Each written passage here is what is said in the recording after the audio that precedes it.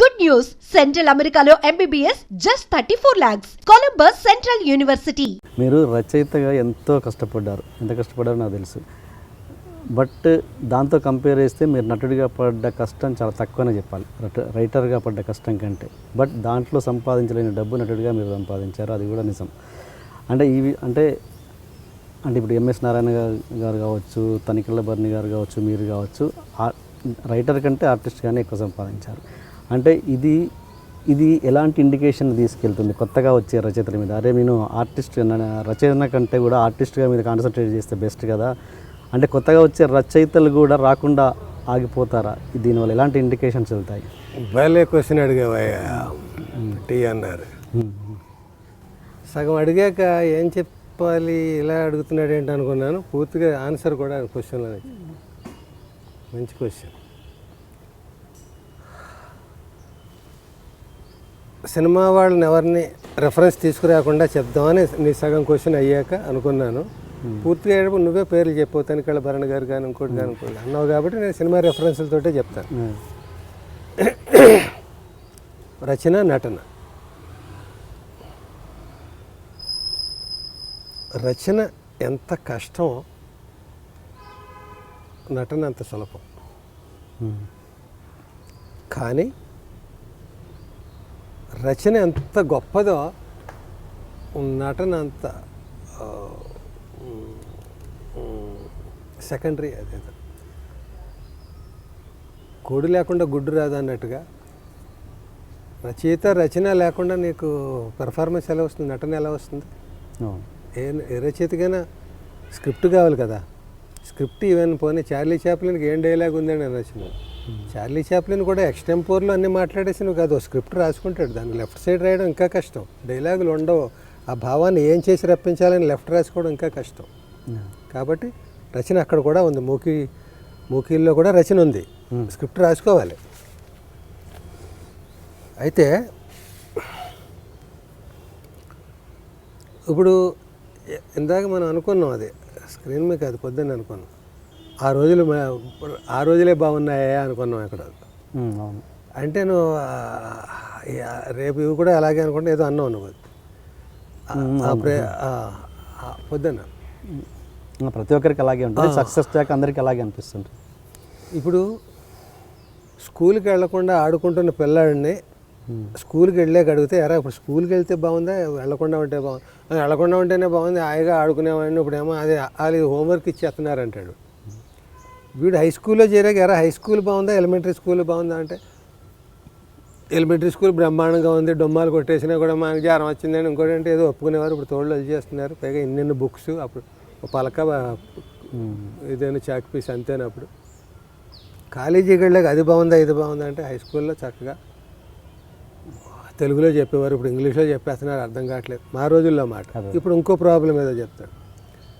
తర్వాత చదువు అయిపోతుంది, అన్ఎంప్లాయ్మెంట్లో ఉంటాడు. ఎరా ఈ అన్ఎంప్లాయ్మెంట్ బాగుందా, కాలేజీ రోజు ఈ అన్ఎంప్లాయ్మెంట్ ఏంటరా బాబు, జేబులో డబ్బులు ఉండవు, ఇంట్లో ఎవ్వరు నిరుద్యోగం అంటే అప్లికేషన్కి కూడా డబ్బులు ఉండట్లేదు. కాలేజీ రోజుల్లో జల్సాగా ఉండేది, అమ్మాయిలు ఏది అని.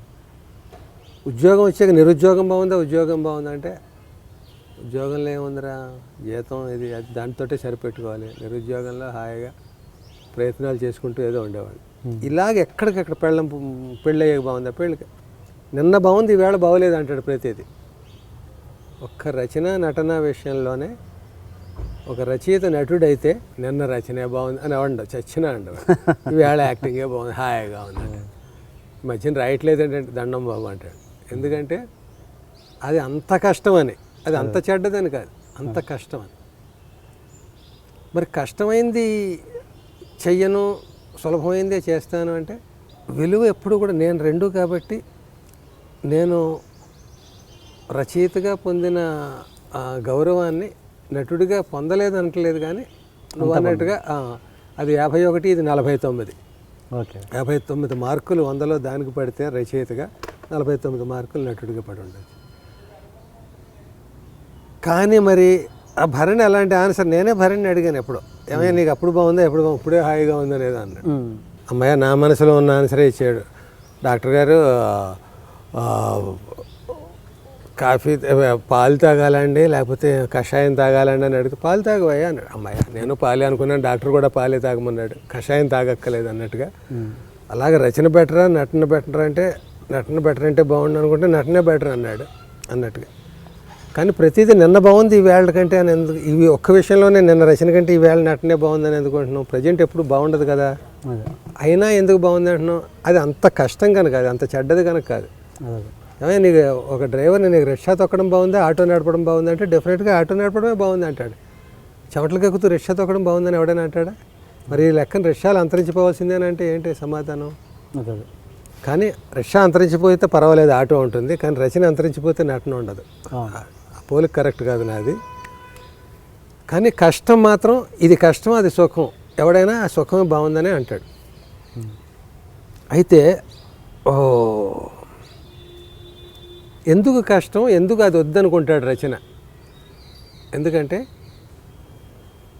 ఇప్పుడు సపోజ్ నేను రచన రాసినప్పుడు ఏదైనా సినిమాకి నేను ఎంత గొప్పగా రాసినా, హలో బ్రదర్ కానీ ఏది రాసినా, ఒకటాడు కోకిల, రాజేశ్వరి, ఏది తీసుకో, హిట్లర్ ఏది తీసుకున్నా, నేను సినిమా మొదలయ్యాక వెళ్ళానంటే నేను డైలాగ్స్ ఎవడో తెలియదు ఎవరికి. 5 నిమిషాలు లేటుగా వచ్చినా, టికెట్ తీసుకోవడం దగ్గర క్యూలో లేట్ అయినా, నువ్వు సైకిల్ స్టాండ్లో సైకిల్ పెట్టుకోవడం లేట్ అయినా, లోపలికి వచ్చేటప్పుడు టైటిల్స్ అయిపోయి మాటలు ఎవడు ఇంకొకటి ఎవడు ఎవడికి తెలియదు. డైరెక్షన్ ఇవి మెయిన్ కార్లు ఇప్పుడు తెలిసినాయి, కానీ ఒకప్పుడు డైరెక్టర్ ఎవడో కూడా పోస్టర్ మీద వెతుక్కుని చూసి రావాలి. ఇంకా నేను వినపడమే తప్ప కనపడిన అక్కడ రైటర్గా. ఆ వినపడేది ఎవరని మాటిమాటికి పక్కవాడిని అడుగుతూ ఉంటుంది. దీనికి డైలాగ్స్ ఎవరని అడగరు. ఏదో బాగానే ఉంటుంది ఎవరని రాంగ్గా, ఒకవేళ నేను రాసింది ఎవరైనా ఇంకొకళ్ళు కూడా భరణ్ రాశాడా, ఆయన ఎవరు మన రాజా మరుదూరు రాజా రాశాడా, ఇలా అనుకోవచ్చు. యాక్టింగ్ నేను చేస్తుంటే ఎవరు చిరంజీవి చేస్తున్నాడా, ఎల్బి శ్రీరామ్ అని అనుకోడు కదా, ఎల్బి శ్రీరామ్ అని అనుకుంటాడు. అట్లా కనిపిస్తూ ఉంటాం ఇక్కడ, మనం అక్కడ వినిపిస్తూ ఉంటాం. మన పేరు ఒకటే ఉంటుంది అక్కడ, గ్లామర్. దీనికి తోడు డబ్బులు కూడా మా రోజుల్లో, ఇప్పుడు రైటర్లు బాగానే ఉన్నాయి, రెమ్యునరేషన్లు బాగానే ఉన్నాయంటే కొందరికే బాగున్నాయి, అందరికీ బాగున్నాయి. డబ్బులు లేవు, థ్యాంక్లెస్ జాబ్, ఎక్స్పోజర్ లేని జాబ్, కష్టమైన జాబ్. అది ఒక్కటే అయినప్పుడు చచ్చినప్పుడు, నేను యాక్టర్ కానప్పుడు రైటర్గా నేను ఎంజాయ్ చేశాను. పోలికి వచ్చినప్పుడు నేను యాక్టర్ అయ్యాక మోర్ కంఫర్టబుల్గా ఉన్నాను. స్లీపర్ క్లాస్ నుంచి ఏసీ క్లాస్కి వెళ్ళినట్టు ఉంది నాకు. రెండు ప్రయాణమే, వెళ్తున్నాం అదే ఇండస్ట్రీలో, ట్రైన్లో, అదే ఇండస్ట్రీ అనే ట్రైన్లో ప్రయాణం అయితే జరుగుతుంది. కంఫర్ట్ చూసుకుంటాం. ఏసీలో ఉన్నవాడు మళ్ళీ స్లీపర్లోకి వెళ్ళమంటే ఎందుకు వెళ్తాడు వాడు? వెళ్ళరా, అప్పుడప్పుడు స్లీపర్ నువ్వు ఎక్కడ కష్టపడి వచ్చావో తెలుసుకోవాలంటే, అక్కడికి వెళ్ళాలంటే వెళ్ళవాడు. ఇక్కడ బాగుంది వాడు.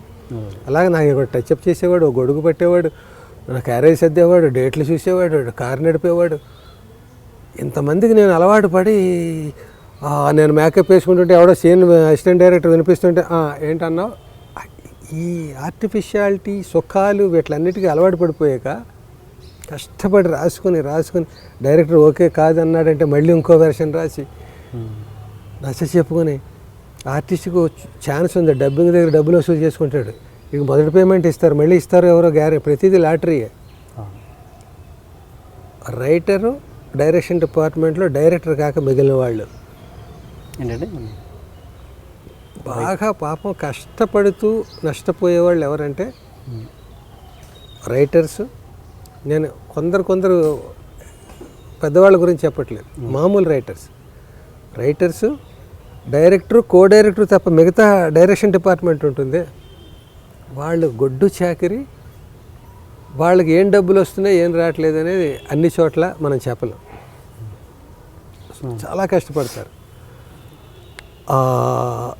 ఇంత కష్టం ఉంది కాబట్టి రచన గొప్పదైన కష్టమైన రచన ప్రతివాడు యాక్ట్ చేస్తాడు.